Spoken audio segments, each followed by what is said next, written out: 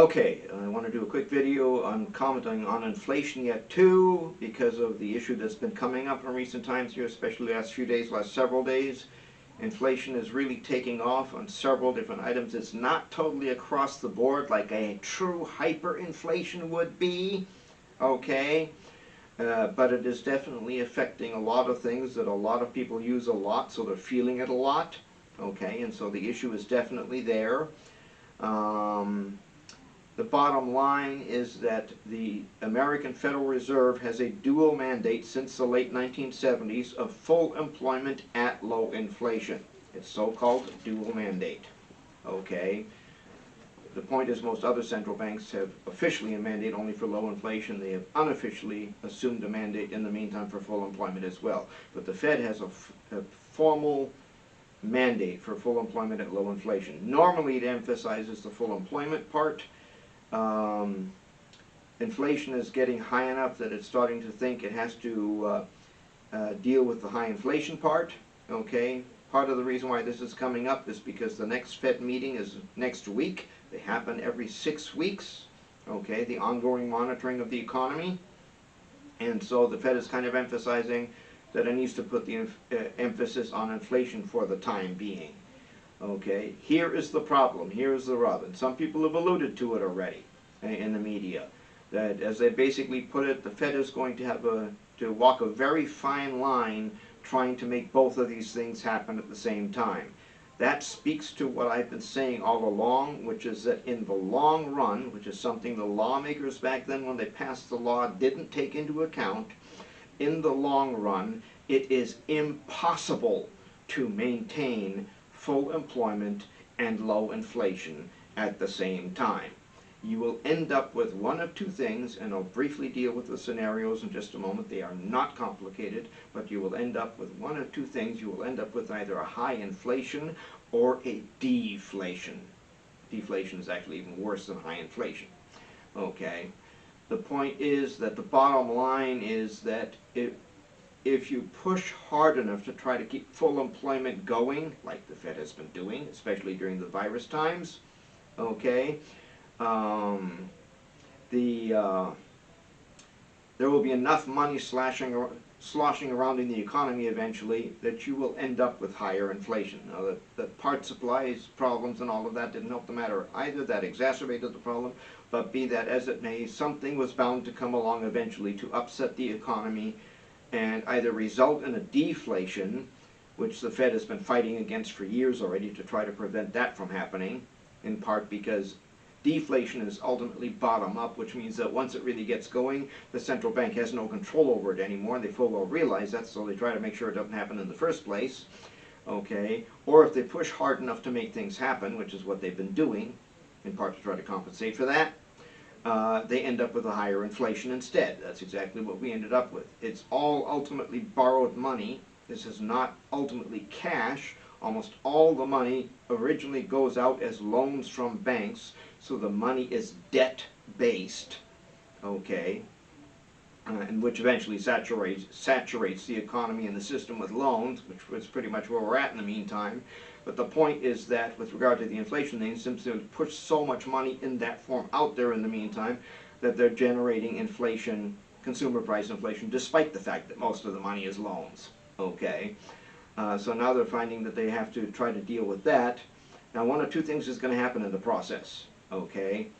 And it remains to be seen which of the two it'll take, mainly because there is this attitude all along already that the Fed can do whatever it needs to do as long as it does not impact employment greatly, okay?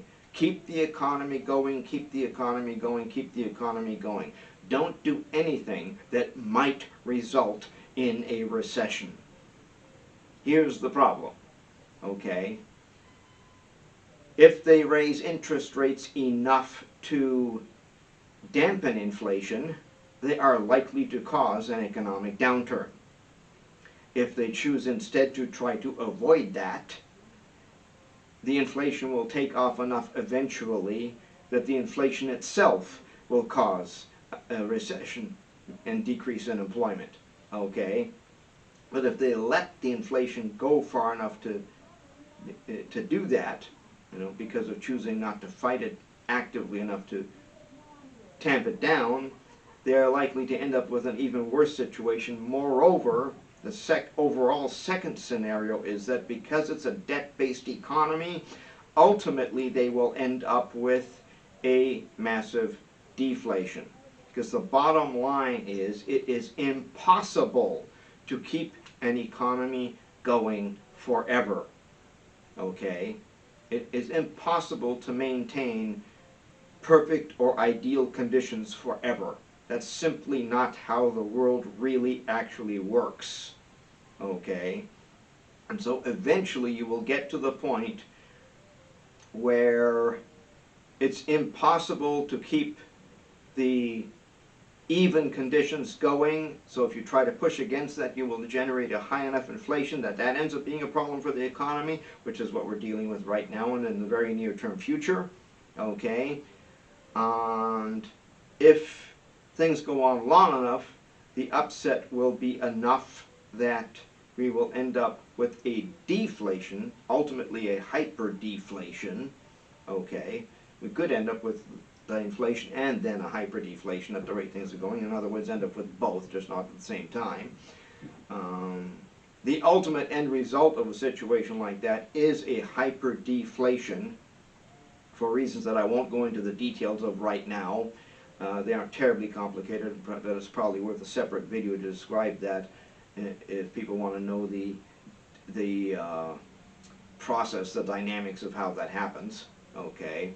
But the bottom line is ultimately you end up with a situation where enough people can't pay their loans anymore that you end up with a loan default's a massive debt implosion, at which point the economy can't keep the situation going anymore because,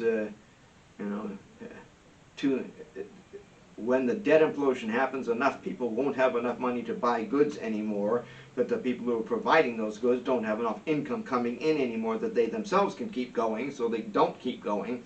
So more and more businesses end up with a lack of business and a lack of profits, which means they don't have the money to keep their employees going anymore. Okay?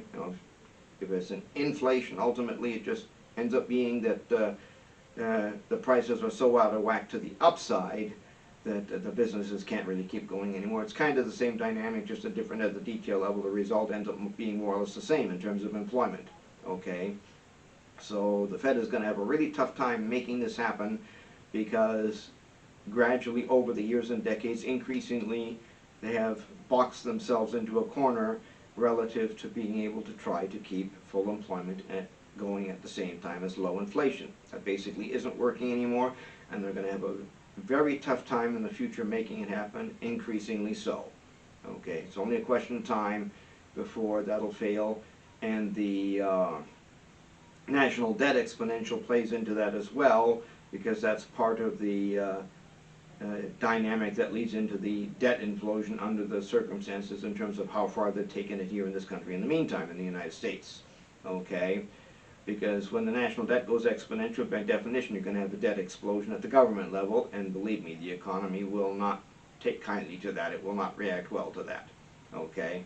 So anyway, that's where it's at in that regard. We'll see how quickly things develop, how long it takes.